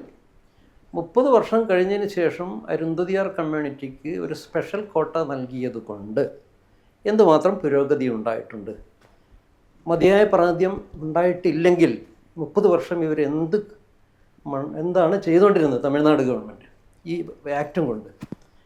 ഇനി അങ്ങനെ ചെയ്തിരുന്നു എങ്കിൽ അവർ ഓവർ റെപ്രസെൻറ്റഡ് ആവണമായിരുന്നു. കാരണം സ്പെഷ്യൽ കോട്ടയുണ്ടല്ലോ, അതിനൊരു ലിമിറ്റും വെച്ചിട്ടില്ല. ഞാൻ പറഞ്ഞത്, ഒരു സ്പെഷ്യൽ കോട്ട കൊടുക്കുന്നതിന് വേണ്ടി ജനാർദ്ദൻ കമ്മീഷൻ്റെ സ്റ്റഡീസിൽ സമഗ്രമായ ഒരു ഡാറ്റയും ഇല്ലായിരുന്നു എന്നാണ് സത്യം. ഉള്ളതിന് ഇന്ന് പ്രസക്തിയില്ല. കേരളത്തിൽ ബാബു കമ്മീഷൻ്റെതെല്ലാം തന്നെ ഞാനത് വളരെ വിശദമായിട്ട് എഴുതിയതാണ്. വളരെ ഔട്ട്ഡേറ്റ് ആയിട്ടുള്ള, അതായത് 82 കമ്മീഷൻ ഉണ്ടാക്കുമ്പം അവർ ഡിപ്പെൻഡ് ചെയ്യുന്ന 1960 ഡാറ്റയാണ്. 1960 സ്വാതന്ത്ര്യം കിട്ടിയിട്ട് ഏതാണ്ട് 10 വർഷം ആകുമ്പോൾ 10ാം ക്ലാസ് പാസ്സാവുന്നവരാണ് പരമാവധി ശരാശരി വിദ്യാഭ്യാസ യോഗ്യത എടുക്കുന്നത്. ഇന്ന് PGക്കാരും PhDക്കാരും ഉള്ള കാലഘട്ടത്തിൽ ആ ഡാറ്റ ഇന്നെന്തെങ്കിലും പ്രസക്തിയില്ല. ഇനി ആന്ധ്രയുടെ കേസിലാണെങ്കിലും പഞ്ചാബിൻ്റെ കേസിലാണെങ്കിലും അന്ന് നടത്തിയ ഒരു പഠനങ്ങൾക്കും മതിയായ ഡാറ്റ ഇല്ലായിരുന്നു. വേണ്ട, ഇനി ഇപ്പോൾ സബ്ക്ലാസിഫിക്കേഷൻ പുതുതായി ഉണ്ടാക്കിയിരുന്ന സ്റ്റഡിയിൽ ഏറ്റവും ലേറ്റസ്റ്റ് ആയിട്ടുള്ളത് ഹരിയാന സംസ്ഥാന ഗവൺമെൻറ്. അതിൻ്റെ ഒരു കമ്മീഷൻ റിപ്പോർട്ടുണ്ട്. ആ കമ്മീഷൻ റിപ്പോർട്ട് പരിശോധിച്ചാൽ തന്നെ ഒരു സമഗ്രതയില്ലാത്ത റിപ്പോർട്ടാണ്. ഒരു സമഗ്രതയില്ല എന്ന് പറയുന്നത് മാത്രമല്ല, മോസ്റ്റ് ബാക്ക്വേർഡ് കമ്മ്യൂണിറ്റിയുടെ സാമൂഹിക സാമ്പത്തിക സ്ഥിതിയോ പട്ടികജാതി വിഭാഗങ്ങൾ തമ്മിലുള്ള അന്തരങ്ങളോ ഒന്നും തന്നെ ആ കമ്മീഷനും പഠിക്കുന്നില്ല. ഇതാണ് സത്യം. അതായത് ഇപ്പോൾ ഒരു ഹരിയാന ഗവൺമെൻറ് ഉപസംവരണം നടത്താൻ ഉണ്ടാക്കിയിരിക്കുന്ന ഏറ്റവും ലേറ്റസ്റ്റ് റിപ്പോർട്ട് 2014 തുടക്കത്തിൽ അവരുണ്ടാക്കിയ റിപ്പോർട്ട് പോലും ആവശ്യത്തിന് ഡാറ്റയില്ലെന്നുള്ള മാത്രമല്ല, ആവശ്യം വേണ്ടുന്ന ഡാറ്റ പോലും ഇല്ല. കൃത്യമായി രാഷ്ട്രീയ താല്പര്യം മുൻനിർത്തി ഓരോ സ്റ്റേറ്റുകളും അവരവരുടെ ഇലക്ഷൻ ഗെയിമിന് വേണ്ടി, അല്ലെങ്കിൽ അവരവരുടെ അന്ന് സെയിൽസിംഗാണ് ചെയ്തതെങ്കിൽ ഇവിടെ ദ്രവീഡിയൻ ഗവൺമെൻറ് ചെയ്തു എന്നുള്ള വ്യത്യാസമേ ഉള്ളൂ. ആന്ധ്രയിൽ മാദിക മൂവ്മെൻറ്റിൻ്റെ താല്പര്യം അനുസരിച്ച് നടത്തുന്ന തരത്തിലുള്ള ഉപവർഗീകരണവും ഒരു ക്ലാസിഫിക്കേഷനാണ് അതിനകത്ത് നടത്തുന്നത്. അതിന് ഒരു തരത്തിലുള്ള ഡാറ്റ ഇല്ല. അതുകൊണ്ട് അത് കോടതിക്ക് നല്ല ബുദ്ധിയുള്ളതുകൊണ്ടാണ് ഡാറ്റ ഇനി പുതുതായിട്ടുണ്ടാക്കാൻ കോടതി ചോദിക്കുന്നുണ്ട്, നിങ്ങളുടെ കയ്യിൽ ഡാറ്റ ഉണ്ടോ? അതൊന്നുമില്ല. ജസ്റ്റിസ് സദാശിവൻ്റെ റിപ്പോർട്ട് ഇത് തന്നെയായിരിക്കും. വളരെ കൃത്യമായി ഓരോ സ്റ്റേറ്റുകളുടെയും രാഷ്ട്രീയ ആവശ്യത്തിനനുസരിച്ചുള്ള പുതിയൊരു ഗ്രേഡിങ്, കമ്മ്യൂണിറ്റി ഗ്രേഡിങ് ഉണ്ടാക്കുക മാത്രം അവർ ചെയ്യുന്നത്. അവിടെ ഡാറ്റയുടെ ബേസിലാണ് ഇത് ചെയ്തതെന്നൊന്നും പറയാൻ പറ്റില്ല, നമ്പർ 1. രണ്ടാമത്തത്, ഇത് ദേശീയ തലത്തിൽ പട്ടികജാതി പട്ടികവർഗ വിഭാഗങ്ങളുടെ ഒരു ആവശ്യമായിരുന്നു, ദേശീയ വികാരമാണ്. അത് വലിയ വിഷയമാണ്. നമ്മൾ അത് കമ്പയർ ചെയ്യാതെ നമ്മൾ ഇതിനകത്ത് എടുത്തിയൊരു തീരുമാനത്തിലെത്താൻ പാടില്ല എന്ന അഭിപ്രായം. കാരണം ഡോക്ടർ അംബേദ്കർ ഒരു ഡിപ്രസ്ഡ് ക്ലാസിൻ്റെ അൺടച്ചബിൾ കമ്മ്യൂണിറ്റിയുടെ ഒരു ആസ്പിറേഷനെയാണ് ലീഗലൈസ് ചെയ്യുന്നത്, ഒരു കോൺസ്റ്റിറ്റ്യൂഷണൽ മെക്കാനിസത്തിൻ്റെ ഉള്ളിലേക്ക് കൊണ്ടുവരുന്നത്. അതൊരു വലിയ ദേശീയ ആവശ്യമാണെന്നുള്ളത് മാത്രമല്ല, ഒരു ദേശം വേണ്ടുന്ന ഒരു ജനതയുടെ ആവശ്യം കൂടിയാണ്. ഹിന്ദുക്കൾ ഹിന്ദു രാഷ്ട്രം വേണമെന്നും മുസ്ലിങ്ങൾ ഒരു വിഭാഗം മുസ്ലിം രാഷ്ട്രം വേണമെന്ന് പറയുമ്പോൾ നമുക്കൊരു രാഷ്ട്രം എന്നുള്ളത് ചോദിക്കുന്നതിന് പകരം ഇൻക്ലൂസീവായ ഡെമോക്രസിക്ക് ചോദിക്കുന്ന ഒരു രാഷ്ട്രീയ തലത്തിലാണ് സംവരണം കൊണ്ടുവരുന്നത്. ഞാൻ പറഞ്ഞത് അത് വലിയൊരു ദേശീയ ആവശ്യമായിരുന്നു. ഇന്ന് ഇത് മുഴുവൻ തന്നെ പുനർനിർവചിച്ച് റീവിസിറ്റ് ചെയ്യുമ്പോൾ മാദിക കമ്മ്യൂണിറ്റി ആവശ്യവും വാൽമീകി കമ്മ്യൂണിറ്റിയുടെ ആവശ്യവും മാത്രം കണക്കിലെടുത്ത് ഏതാണ്ട് 2000-ഓളം പട്ടികജാതിപ്പെട്ട വിഭാഗങ്ങൾ ഇന്ത്യയിലുണ്ട്. ഒരു പട്ടികവർഗ സംഘടനകളും ഇതിൽ കക്ഷിയായിരുന്നില്ല, ഒരാവശ്യം ആരും ഉന്നയിച്ചിട്ടില്ല. ആന്ധ്രക്കാരുടെ പ്രശ്നമായിരുന്നു മൂല്യമായിട്ട് മാദിക കമ്മ്യൂണിറ്റിയുടെ. അതിനെ എങ്ങനെയാണ് ഒരു നാഷണൽ സിനേറിയോയിലുള്ള മുഴുവൻ കമ്മ്യൂണിറ്റിയുടെ ആവശ്യമായി കോടതി അടിച്ചേൽപ്പിക്കുന്നത് എന്നുള്ളതാണ് പ്രശ്നം. മറ്റൊരു കാര്യം, ലീഗൽ ഹിസ്റ്ററിക്ക് നമുക്ക് ഒരുപാട് ഇപ്പം കേസുകളുടെയും വിധികളുടെയും മുഴുവൻ ലിസ്റ്റ് പരിശോധിക്കുകയാണെങ്കിൽ അവസാനം EV ചെന്നയ്യ പറഞ്ഞ കാര്യങ്ങൾ റിപ്പീറ്റ് ചെയ്യുക മാത്രമേ ഉള്ളൂ. ആർട്ടിക്കിൾ 331-ൻ്റെയും 342-ൻ്റെയും സാങ്കത്യത്തെ അവർ അടിവരയിട്ട് പറയുന്നതാണ്. അതിന് ഒരു 1960 ശേഷം, പ്രത്യേകിച്ചും ഈ ഒന്നാമത്തെ ഭരണഘടനാ ഭേദഗതിയിലൂടെ 15(4) കൊണ്ടുവന്നതിന് ശേഷം വരുന്ന ചമ്പകം ദുരായ കേസിന് ശേഷം വരുന്ന നിരവധി കേസുകളിൽ 341-42 സ്പർശിക്കാൻ പാടില്ലാത്ത തരത്തിൽ അതൊരു പ്രൊട്ടക്റ്റഡ് ആയിട്ടുള്ള വകുപ്പാണെന്ന് അടിവരയിട്ട് പറയുന്നതാണ്. അത് പുനഃപരിശോധിക്കുന്നതിന് ചന്ദ്രചൂഡ് കണ്ടെത്തിയിരുന്നൊരു സംഭവം, ദാറ്റ്സ് എ ലിമിറ്റിംഗ് ഫാക്ടർ 16-14 ഒരു തടസ്സമാകുന്നു എന്നുള്ളതാണ്. എനിക്കറിയേണ്ടത് കോടതിയുടെ പക്ഷത്തുനിന്നും ഭരണതലത്തുനിന്നും ഇത് വിശദീകരിക്കപ്പെട്ട കാര്യമാണ്. ഏത് നിലയിലാണ് 16 മതിയായ പ്രാതിനിധ്യം ലഭ്യമല്ലാത്ത ഒരു വിഭാഗം പ്രാതിനിധ്യം ഉണ്ടാക്കുന്നതിന് പട്ടികജാതിക്കാരുടെയും പട്ടികവർഗക്കാരുടെയും 340-342 എങ്ങനെയാണ് തടസ്സമാകുന്നത് എന്നുള്ളതാണ്. ഇതിൻ്റെ ഒരു കോൺട്രഡിക്ഷൻ എവിടെയാണെന്ന് പറഞ്ഞാൽ, ഞാൻ ചോദിക്കുന്നത്, ഈ തടസ്സം മറികടന്നിട്ടുണ്ടാക്കിയ തമിഴ്നാടിൽ 30 കൊല്ലമായല്ലോ, അരുന്ധതിയാറിന് എന്താണ് ഇപ്പോഴും മതിയായ പ്രാതിനിധ്യം ഇല്ലാത്തത്? ഇതാണ് ഞാനിപ്പോൾ VCKയുടെ ആളുകളോടൊക്കെ ആർഗ്യ ചെയ്യുന്നൊരു കാര്യമാണത്. ഇതിൻ്റെ ഒരു കമ്മ്യൂണിറ്റിക്ക് ഒരു സ്പെഷ്യൽ കോട്ട കൊടുക്കുന്നത് കൊണ്ട് മാത്രം, ഒരു സബ് കോട്ട കൊടുക്കുന്നതുകൊണ്ട് മാത്രം മതിയായ പ്രാതിനിധ്യം ഉറപ്പുവരുത്താൻ സാധ്യമാകില്ല. അതിന് വേറെ വഴിയേണ്ടി വരും. മതിയായ പ്രാതിനിധ്യം ഉണ്ടാക്കണം, മതിയായ സ്റ്റെപ്സ് എടുക്കണം. ഒരു സ്റ്റേറ്റുകളിലും മതിയായ സ്റ്റെപ്സ് എടുത്തിട്ടില്ല എന്നുള്ളതാണ് യാഥാർത്ഥ്യം. 16-4 അടിസ്ഥാനത്തിൽ. ഫോർ എക്സാമ്പിൾ, സ്പെഷ്യൽ റിക്രൂട്ട്മെൻറ്റ് നടത്താമല്ലോ. സ്പെഷ്യൽ റിക്രൂട്ട്മെൻറ്റ് തമിഴ്നാട്ടിൽ നടത്തിയിരുന്നു എന്നിരിക്കട്ടെ, ഇല്ലെങ്കിലും നടത്താം. മറ്റ് സ്റ്റേറ്റുകൾ നടത്തുന്നതിന് തടസ്സങ്ങളുണ്ട്. കാരണം നമുക്ക് ഇപ്പോൾ ഉപവർഗീകരിച്ചുകൊണ്ട് സ്പെഷ്യൽ റിക്രൂട്ട്മെൻറ്റ് നടത്തിയ സ്റ്റേറ്റാണല്ലോ തമിഴ്നാട്. അങ്ങനെയാണെങ്കിൽ എന്തുകൊണ്ടത് ചെയ്തില്ല? എന്തുകൊണ്ടിപ്പോഴും മതിയായ പ്രാതിനിധ്യം ഉണ്ടായില്ല? ഇതിന് അവർ വിശദീകരിക്കണം. അല്ലെങ്കിൽ ഉപസംവരണം ആർഗ്യ ചെയ്യുന്ന വിഭാഗങ്ങൾ, കോടതി, സുപ്രീം കോടതി, അതിൻ്റെ വക്താക്കളെ വിശദീകരിക്കണം. അപ്പോൾ ഉപവർഗീകരിക്കുന്നതുകൊണ്ട് മാത്രം 16-4 ബെനിഫിറ്റ് കിട്ടിക്കൊള്ളണമെന്ന് യാതൊരു നിർബന്ധവുമില്ല. അതിന് കൃത്യമായിട്ടുള്ള ലീഗൽ ആൻഡ് പൊളിറ്റിക്കൽ മെഷേഴ്സ് ഉണ്ടാകണം. എന്ന് പറഞ്ഞാൽ സംവരണത്തിൻ്റെ സ്റ്റേറ്റിന് നൽകുന്ന അധികാരം 16(4) വഴി അത് പ്രയോഗക്ഷമമാക്കാനുള്ള കൃത്യമായിട്ടുള്ള ലീഗൽ ആൻഡ് പൊളിറ്റിക്കൽ മെഷേഴ്സ് ഉണ്ടാവണം എന്നുള്ളതാണ്. ഇന്ത്യയിൽ ഇപ്പോൾ സംവരണം നടപ്പായതിനു ശേഷം നമുക്കിപ്പം 75 വർഷമാവും ആയി കഴിഞ്ഞു ഭരണഘടന ഉണ്ടായിട്ട്. ഇപ്പോൾ അടുത്ത റിപ്പബ്ലിക് ദിനത്തിന് ഏതാണ്ട് റിപ്പബ്ലിക് ആയതിൻ്റെയും 75-ാം വർഷമാവും. സംവരണം ശോഷിച്ചിട്ടല്ലേ വരുന്നത്. നമ്മുടെ ഇന്നലത്തെ ഹിന്ദു പത്രം നോക്കിയാൽ നിങ്ങൾക്കറിയാം. ഇന്നലെ മന്നാത്ത ഹിന്ദു പത്രത്തിൽ ഏതാണ്ട് അതിന് തൊട്ട് മുമ്പ് IIT-യിലെയും IIM-ലെയും തന്നെ ഈ പറയുന്ന അധ്യാപക നിയമനങ്ങളിലാണെങ്കിലും ഇതിലും തന്നെ SC/ST OBC വിഭാഗങ്ങൾ പൂർണ്ണമായും തുടച്ചു നീക്കപ്പെടുന്നു എന്നുള്ള ആശങ്കയാണ് ഹിന്ദുവിൻ്റെ ആ സ്റ്റഡിയിലുള്ളത്. സെയിം സാധനം ഇവിടെ മാധ്യമം പത്രം എടുത്തിരുന്നു. ഇതുകൂടി ഡാറ്റാബേസായി എടുത്തുകൊണ്ട് ഇന്നലെ എന്നാന്നൊരു ആർട്ടിക്കിൾ വന്നത് ഞാൻ ശ്രദ്ധയിൽ കൊണ്ടുവരാൻ ശ്രമിക്കുക. ഇതാണ് പൊതു ട്രെൻഡ്. അതായത് സംവരണത്തിൻ്റെ ആംബിറ്റിൽ നിന്നും അവസരങ്ങൾ ശോഷിച്ചു പോകുന്ന തരത്തിൽ, പ്രത്യേകിച്ചും 1990-ന് ശേഷം ഗ്ലോബലൈസേഷൻ്റെ ഒരു പാർട്ടായി അവസര സമത്വത്തിൻ്റെ സാധ്യതകൾ കുറച്ച് കൊണ്ടുവരുന്നു എന്നുള്ളതാണ് ഇന്ത്യയിലുള്ള പുതിയ ട്രെൻഡ്. ആ ട്രെൻഡിനകത്ത് നമ്മൾ കാണേണ്ടത് സ്റ്റേറ്റുകൾ, അത് കേന്ദ്രമാണെങ്കിലും സംസ്ഥാനമാണെങ്കിലും 16(4) ഇൻവോക്ക് ചെയ്യുന്നതിൽ അവർക്ക് രാഷ്ട്രീയമായ നിലപാടുകളില്ല എന്നുള്ളതാണ്. അവിടെ DY ചന്ദ്രപിള്ള ജഡ്ജിനോടൊക്കെ നമുക്ക് ചലഞ്ച് ചെയ്യാനുള്ളത് ഇതെന്താണ് നിരീക്ഷിക്കപ്പെടാതെ പോയത്. അവിടെ ഉപസംവരണം നടത്തിയാലും മതിയായ പ്രാതിനിധ്യം ഉറപ്പുവരുത്തുന്നതിൽ യാതൊരു സാധ്യതയും അല്ലെങ്കിൽ യാതൊരു പ്രതീക്ഷയും ആരും വെക്കേണ്ടതില്ല. അത് നടക്കില്ല. അതിന് ഏറ്റവും നല്ല ഉദാഹരണം തമിഴ്നാടാണ്. അതുകൊണ്ട് മതിയായ പ്രാതിനിധ്യം നടത്തുന്നതിന് ഉപസംവരണമാണ് വേണ്ടത് എങ്കിൽ എന്തിന് എന്ന് വിശദീകരിക്കണം. വൈ 341, 42 എങ്ങനെയാണതൊരു ലിമിറ്റീവ് ഫാക്ടർ ആകുന്നത്, തടസ്സമാകുന്നത് എന്നുള്ളത് വിശദമായി ചർച്ച ചെയ്യേണ്ടതാണ്. അത് ബ്രേക്ക് ചെയ്യാൻ വേണ്ടിയാണ് അൺടച്ചബിലിറ്റി എന്ന് പറയുന്ന ഒരു ക്വസ്റ്റ്യൻ എല്ലാവരും അഭിമുഖീകരിച്ച ഒരു സംഭവമാണ്. അതുകൂടി റിവിസിറ്റ് ചെയ്യണം എന്നുള്ള നിലയിൽ കോടതി എത്തിയത്. എനിക്ക് മനസ്സിലാവുന്നുണ്ടോ? മനസ്സിലാവുന്നില്ല. അൺടച്ചബിലിറ്റി എന്ന് പറയുന്ന ഒരു കോമൺ ഫാക്ടർ എല്ലാവരും അനുഭവിച്ചിരുന്ന ഒരു വിഷയം ആണ് എന്നുള്ളത് നിലവിൽ നിലനിൽക്കുന്ന ഒന്നില്ല എന്ന നിലയിൽ അതിനെ ഡയല്യൂട്ട് ചെയ്യാൻ എല്ലാ ജഡ്ജസും ശ്രമിക്കുന്നുണ്ട്.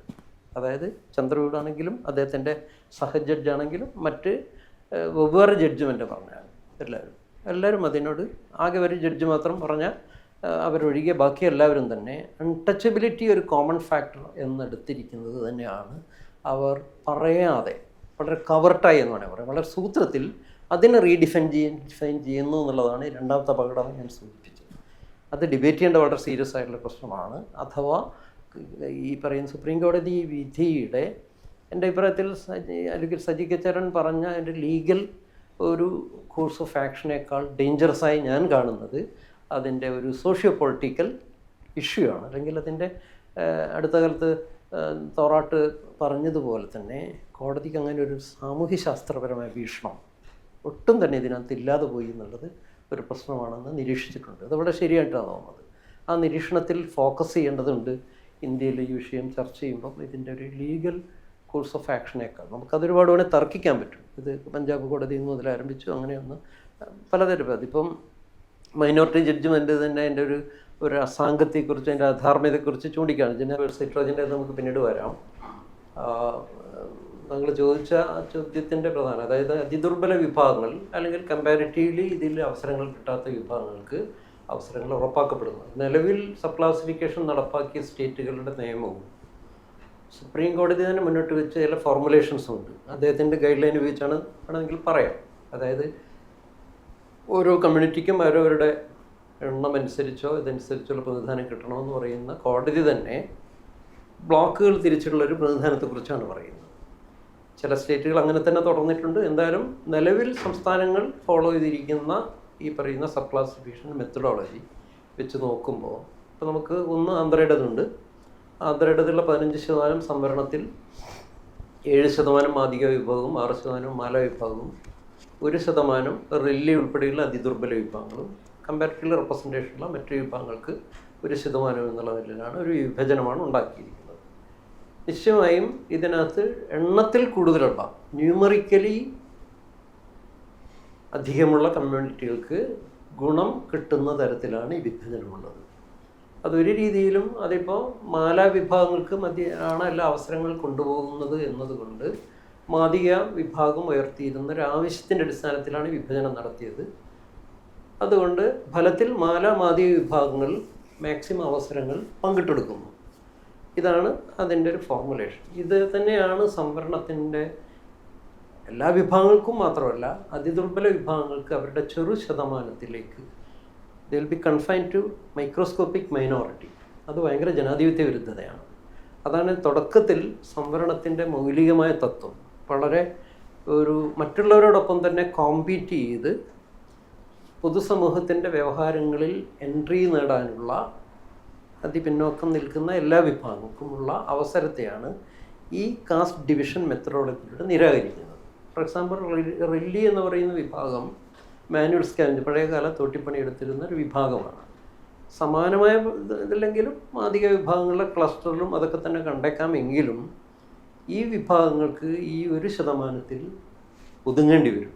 അതിൽ നിന്ന് ഒരു കാലഘട്ടത്തിലും ഒരിക്കൽ പോലും ഒരു സിവിൽ സർവീസുകാരനോ ഒരു ഉന്നത പോസ്റ്റോ അല്ലെങ്കിൽ ദേശീയ തലത്തിലുള്ള പട്ടികജാതി വിഭാഗങ്ങൾക്കുള്ള ഒരു 15%ലേക്കോ ഒരു കാലഘട്ടത്തിലും കോമ്പീറ്റ് ചെയ്യാൻ പറ്റാത്ത തരത്തിൽ അവരെ വംശീയമായി ഒതുക്കുന്നു എന്നുള്ളതാണ് അതിൻ്റെ ഒരപകടം. ഇനി ഇപ്പോൾ ഹരിയാനയിൽ നടപ്പാക്കിയാണ് ലേറ്റസ്റ്റ് വേർഷൻ. അതിൽ കൃത്യമായും 2 ബ്ലോക്കുകളായി തിരിച്ചു. 10% എന്ന് പറയുന്നത് വാൽമീകി വിഭാഗത്തിൻ്റെ ഒരു വിഭാഗവും മറുവിഭാഗത്തിൽ മറ്റു തരത്തിലുള്ള ചില കമ്മ്യൂണിറ്റികൾ. ഇതിൻ്റെ അകത്ത് സ്വീകരിച്ചിരിക്കുന്ന മാനദണ്ഡം എന്ന് പറഞ്ഞാൽ ഒരു എനേബിൾഡ് കമ്മ്യൂണിറ്റിക്ക് അസർഷൻ കിട്ടുന്ന തരത്തിൽ ഒന്നുകിൽ വാൽമീകി കമ്മ്യൂണിറ്റിയും അവരുടെ പല അവാന്തര വിഭാഗങ്ങൾക്കും അല്ലെങ്കിൽ അതിൽ നിന്ന് സിഖ് മതത്തിൽ പോയിരിക്കുന്ന പല കമ്മ്യൂണിറ്റികൾക്കും മേൽക്കൈ കിട്ടുന്ന രീതിയിലൊരു ഡിവിഷൻ മാത്രമാണ്. ഈ പറയുന്ന ഏറ്റവും മോസ്റ്റ് ഡിപ്രൈവ്ഡ് എസ് സി എന്ന് പറയുന്നതാണ് ഒരു കാറ്റഗറി. ഈ ഡിപ്രൈവ് എസ് സി എന്ന് പറയുന്നതിൽ ഏറ്റവും അതിദുർബലരായിട്ടുള്ള 2000 പേരുള്ള 3000 പേരുള്ളത് അല്ലെങ്കിൽ 10,000 താഴേക്കുള്ള ഒട്ടും എഡ്യൂക്കേഷൻ ഇല്ലാത്ത വിഭാഗങ്ങളെല്ലാം തന്നെ പെട്ടുകിടക്കുകയാണ്. മറ്റേ വിഭാഗത്തിൽ ചമറുകളിലെ അവാന്തര വിഭാഗങ്ങളായിട്ടുള്ള വിഭാഗങ്ങൾ അതർ എസ് സി എന്ന് പറയുന്ന ഒരു കാറ്റഗറി. ഈ കാറ്റഗറൈസേഷനിൽ അതിപിന്നോക്കം നിൽക്കുന്ന വിഭാഗങ്ങൾക്ക് പ്രത്യേക പരിരക്ഷ എന്ന് പറയുന്നത് ഇല്ല എന്നുള്ളത് മാത്രമല്ല, 15/4 ഒരു ബെനിഫിറ്റ് കിട്ടി 16/4 ഒരു ഗുണം ഉപയോഗിച്ച് സ്റ്റേറ്റ് മിഷണറിയുടെ പ്രാതിനിധ്യത്തിലേക്ക് കടക്കാനുള്ള എല്ലാ കഥകളും അടച്ചു കളഞ്ഞിരിക്കുന്നത്. ഇതാണോ സുപ്രീം കോടതി ഉദ്ദേശിച്ചിട്ടുള്ളതെങ്കിൽ നാളെ ഇതെല്ലാം തന്നെ കേരളത്തിൽ നടപ്പാക്കിയാൽ എന്തായിരിക്കും സ്ഥിതി എന്ന് നമ്മൾ നോക്കുക ആണ് എങ്കിൽ കേരളത്തിലെ അതിപിന്നോക്കം എന്ന് പറയുന്നവർ ആരൊക്കെയാണ് അതിപിന്നോക്കം, ആരൊക്കെയാണ് അതിദുർബലം എന്നുള്ളത് ഇനിയും നിർണ്ണയിക്കപ്പെടേണ്ടതാണ്. എങ്കിലും ഒരു ടെൻറ്റേറ്റീവ് ഫിഗേഴ്സൊക്കെ വെച്ച് നോക്കുമ്പോൾ ഈ വേടൻ, ചക്കിളിയ, നായാടി എന്നൊക്കെ പറയുന്ന വിഭാഗങ്ങൾ പട്ടികജാതിയിൽ ഏതാണ്ട് ഒരു മൈക്രോസ്കോപ്പി വിഭാഗമാണ്. ഒരു 0.35 ഒക്കെ അല്ലെങ്കിൽ ഒരു ശതമാനം പോലും ഇല്ലാത്ത കമ്മ്യൂണിറ്റികൾക്ക് എന്ത് തരത്തിലുള്ള പ്രാധാന്യമാണ് എൻഷുർ ചെയ്യാൻ പറ്റുക. കേരളത്തെ സംബന്ധിച്ചിടത്തോളം അങ്ങനെ ഒരു ഉപവർഗീകരണം നടത്തിയാൽ അത് ദീർഘകാലം എല്ലാവർക്കും ദോഷം ചെയ്യുന്നുള്ള മാത്രമല്ല ഈ പറയുന്ന കോമ്പറ്റീറ്റീവായിട്ടുള്ള ഒരു മണ്ഡലത്തിലുള്ള പ്രവേശനത്തെ എല്ലാ കമ്മ്യൂണിറ്റികളും ബാധിക്കുന്നത് മാത്രമല്ല ഉള്ള അവസരം ജാതി തിരിച്ച് ഇവിടുത്തെ ഡോമിനൻ്റ് കമ്മ്യൂണിറ്റികളായ പുലയ, പറയ തുടങ്ങിയ കമ്മ്യൂണിറ്റികൾ വീതം വെച്ചെടുക്കുകയും അതിൻ്റെ ഫലമുണ്ടാകും.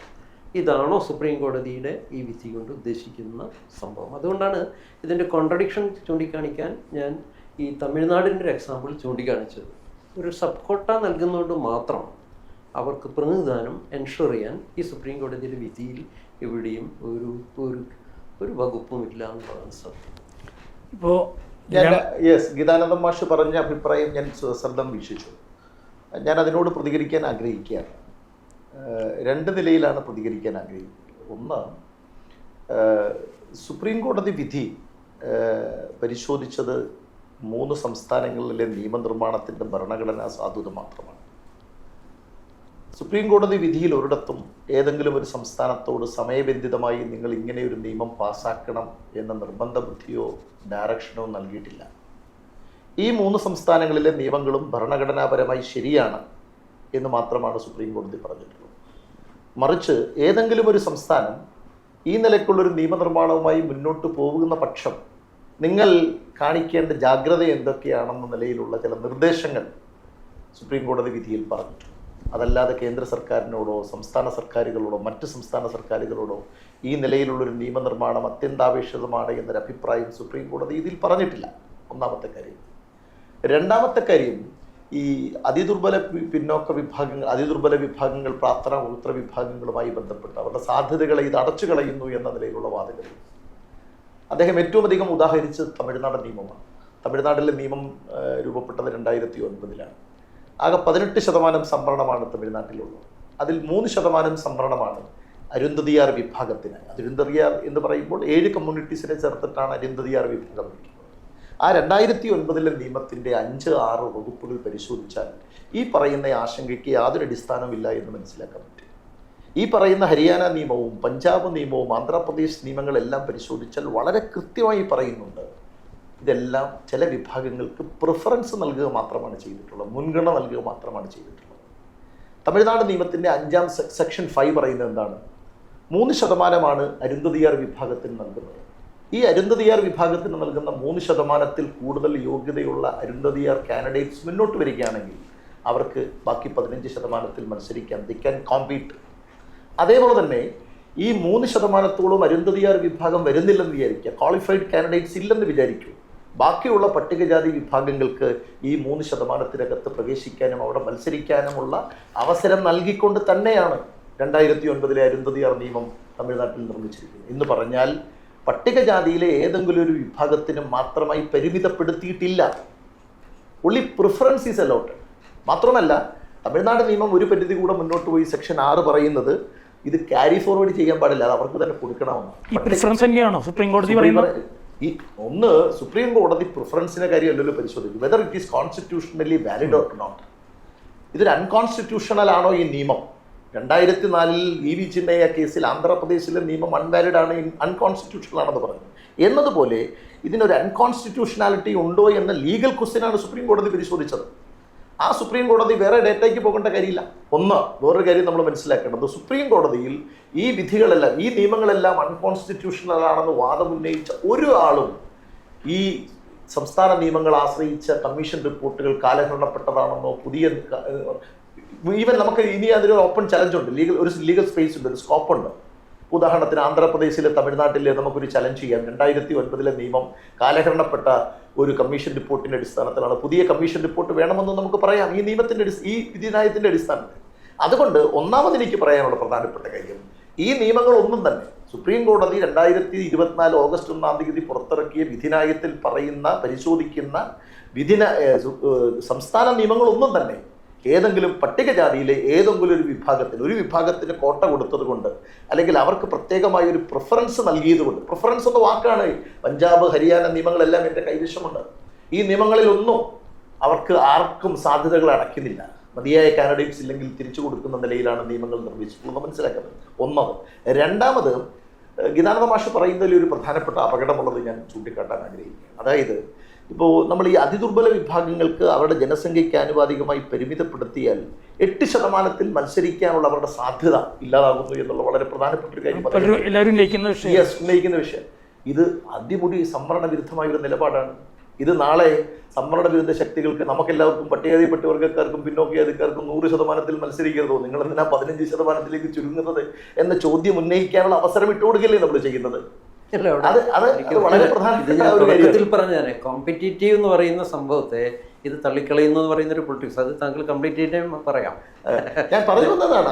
സംവരണത്തിന്റെ മൗലികമായ തത്വം അദ്ദേഹം പറഞ്ഞത് അഫർമേറ്റീവ് ആക്ഷൻ എന്ന് പറഞ്ഞാൽ പട്ടികജാതിക്കാർക്ക് പ്രത്യേക ഒരു കേക്ക് മുറിച്ചു കൊടുക്കുന്നത് പോലെയുള്ള അവസരങ്ങൾ വിഹിതം വെക്കുന്നത് ജസ്റ്റിസ് ഡെലിവറി സിസ്റ്റമല്ല.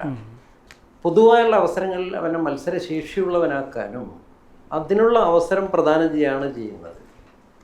മനസ്സിലല്ലേ? അതായത് നമുക്ക് മെറിറ്റിൽ മത്സരിക്കാം, ഒപ്പം SC വിഭാഗങ്ങൾക്കുള്ള എല്ലാവർക്കും SC കോട്ടയിൽ മത്സരിക്കാനുള്ള ശേഷി ഉണ്ടാക്കുകയും ചെയ്യുന്നുണ്ട്, അവസരം ഉണ്ടാക്കുന്നുണ്ട്. ഇത് നിഷേധിക്കപ്പെടുന്നു എന്നാണ് വിധി എന്നുള്ളതാണ് തുടക്കത്തിൽ തന്നെ ഞാൻ സൈദ്ധാന്തികമായി തന്നെ ഇതിൻ്റെ അപ്രോച്ച് ജാതി ഉപജാതികൾ തമ്മിൽ വീതം വെച്ചെടുക്കുക എന്ന് പറയുന്ന ഒരു തരത്തിലുള്ള ഒരു ഫ്യൂഡലിസ്റ്റ് സംഭവമാണ് ചന്ദ്രചൂഡിൻ്റെ സമീപനം എന്ന് തുടക്കത്തിലേ ഞാൻ പറഞ്ഞത്.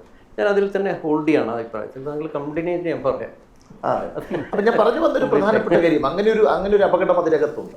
അങ്ങനെ ഒരു അപകടം നമുക്കുണ്ട്. കാരണം ഇപ്പോൾ മറ്റൊരു കാര്യം ഗീതാനന്ദ മാഷ് പറഞ്ഞത് ഞാൻ ശ്രദ്ധിച്ചത്, ഈ അരുന്ധതിയാർ സമുദായത്തിന് അനുകൂലമായി 2009 മുതൽ നിയമമുണ്ടായിട്ട് യാതൊരു പ്രയോജനം അവർക്ക് ലഭിച്ചിട്ടില്ല എന്ന് പറയുന്നതും ഫാക്ച്വലി തെറ്റാണ്, അടിസ്ഥാനപരമായി തെറ്റാണ്. കാരണം ആ അരുന്ധതിയാർ വിഭാഗത്തിൻ്റെ തന്നെ ഈ സബ് ക്ലാസിഫിക്കേഷനുമായി ബന്ധപ്പെട്ട, സബ് കാറ്റഗറൈസേഷനുമായി ബന്ധപ്പെട്ട പ്രക്ഷോഭങ്ങൾക്ക് നേതൃത്വം കൊടുത്ത ആദ്യമൻ്റെ ആർട്ടിക്കിൾസ് പുറത്തു വന്നിട്ടുണ്ട്.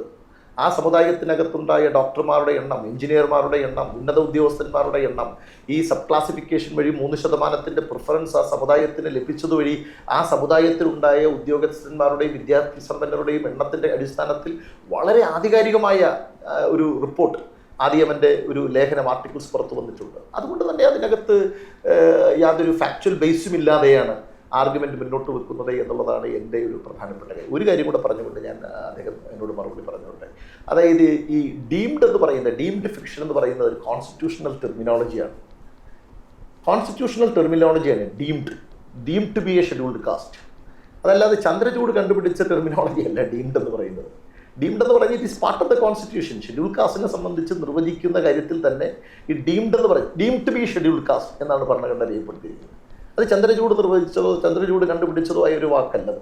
അത് കോൺസ്റ്റിറ്റ്യൂഷനിൽ ഭരണഘടനയിൽ തന്നെ ഉള്ളൊരു വാക്കാണ് ഡീംഡ്. അതായത് ഭരണഘടന മുന്നോട്ട് വെക്കുന്ന ഈ സംവരണം പോലെയുള്ള ഈ അഫർമേറ്റീവ് ആക്ഷൻ പ്രോഗ്രാമിന് യോഗ്യരായ ആളുകൾ ഇന്ന ജാതികളാണ്. അതുകൊണ്ട് അവർ ഈ ലിസ്റ്റിനകത്ത് പെടുന്നത് കൊണ്ട് they are deemed to be schedule caste എന്നുള്ളത് അത് ഭരണഘടനാപരമായി തന്നെ രേഖപ്പെടുത്തപ്പെട്ടതാണ് എന്നുള്ളതാണ് എനിക്ക് പറയുന്നത്. ഒരു കാര്യം കൂടെ പറഞ്ഞുകൊണ്ട് ഞാൻ നിർത്തിയേക്കാം. ഒന്ന്, 1996-97 കാലഘട്ടം മുതൽ തന്നെ കേരളത്തിൽ അതിദുർബല വിഭാഗങ്ങളെയും പ്രാക്തന ഗോത്ര വിഭാഗങ്ങളെയും സ്റ്റേറ്റ് ഗവൺമെൻറ് ഐഡൻറ്റിഫൈ ചെയ്തിട്ടുണ്ട്. അവർക്ക് വേണ്ടി വികസന കാര്യത്തിൽ അവർക്ക് വേണ്ടി പ്രത്യേകമായ പദ്ധതികൾ ആവിഷ്കരിച്ച് നടപ്പിലാക്കുന്നുണ്ട്. 2015 കേരളത്തിലെ പ്ലാനിംഗ് കമ്മീഷൻ അതിദുർബല പ്രാക്തന ഗോത്ര അതിദുർബല വിഭാഗങ്ങൾ, പട്ടികജാതിക്കാരിലെ അതിദുർബല വിഭാഗങ്ങളായി 5 വിഭാഗങ്ങളെ ഐഡൻറ്റിഫൈ ചെയ്തിട്ടുണ്ട്. ചക്ലിയാൻ, നായാടി, കള്ളാടി, അരുന്ധതിയാർ തുടങ്ങിയിട്ടുള്ള കമ്മ്യൂണിറ്റി, വേടൻ തുടങ്ങിയിട്ടുള്ള സമുദായങ്ങളെ ഐഡൻറ്റിഫൈ ചെയ്തിട്ടുണ്ട്. ആ വികസന കാര്യത്തിൽ അവർക്ക് പ്രത്യേക പരിഗണന നൽകുന്നതിന് വേണ്ടിയുള്ള പദ്ധതികളും പരിപാടികളും സ്റ്റേറ്റ് ഗവൺമെൻറ് ഓൾറെഡി കേരളത്തിൽ നടപ്പിലാക്കി വരികയാണ്. അവർക്ക് ഉദ്യോഗത്തിലും വിദ്യാഭ്യാസത്തിലും അവരുടെ പ്രാതിനിധ്യം ഉറപ്പാക്കുന്നതിന് വേണ്ടിയുള്ള ഏതെങ്കിലും നിലയിലുള്ളൊരു ക്രമീകരണം 16(4) ഉപയോഗിച്ചുകൊണ്ട് നിർവഹിക്കണം എന്നുള്ളത് മാത്രമാണ് ഈ സുപ്രീം കോടതി വിധിയിൽ നിന്ന് ഒഴുകിയെത്തുന്ന ഒരു ജനാധിപത്യ ബോധം എന്നുള്ളതാണ് ഞങ്ങൾ മനസ്സിലാക്കുന്നത്.